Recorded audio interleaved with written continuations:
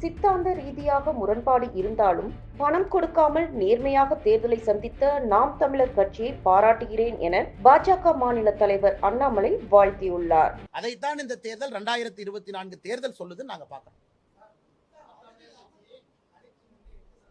ஆனா நான் தமிழர் கட்சி இந்த நேரத்தில் நான் பாராட்டுறேங்கண்ணா. காரணம், எங்களுக்கும் அவர்களுக்கும் அரசியல் சித்தாந்த அடிப்படையிலே கடுமையான வாக்குவாதங்கள் நடந்தாலும் கூட நேர்மையாக இந்த களத்தில் அவங்க நின்றுக்கிறாங்க. பணம் கொடுக்காம நின்றுக்கிறாங்க. நான் பாராட்டுறேன். எல்லா இடத்திலும் கூட ஒரு வேட்பாளரை கொண்டு வந்து அவங்க போட்டு ஒரு அடிப்படை கட்டமைப்பு இல்லாம தமிழகத்துல நாம் தமிழர் கட்சி எலெக்ஷன் நின்றுருக்காங்க. அதனால நம்ம சும்மா ஒரு குற்றம் சொல்றதுக்காக ஒருத்தர் நான் குற்றம் சொல்ல விரும்பல. அதுவும் கூட்டணி இல்லாம தனிஞ்சு நின்றுக்கிறாங்க. புது சிம்பல்ல நின்றுக்கிறாங்க. தேர்தலுக்கு முன்பு ஒரு புது சிம்பல்ல நின்றுருக்காங்க. ஆனால் நாம் தமிழரை பொறுத்தவரை தமிழகத்தில் அவர்களும் ஒரு செய்தி சொல்றாங்க. அரசியலில் இருந்து தமிழக மக்கள் வெளியே வர ஆரம்பித்திருக்கின்றார்கள் என்பது நாம் தமிழர் கட்சியும் சொல்ற செய்தி.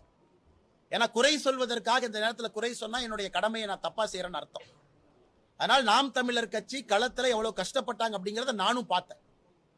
அதனால் நாம் தமிழரை பொறுத்தவரை அவர்களுக்கு அவங்க சித்தாந்தத்தை மக்கள் முன்னாடி வைக்கிறாங்க.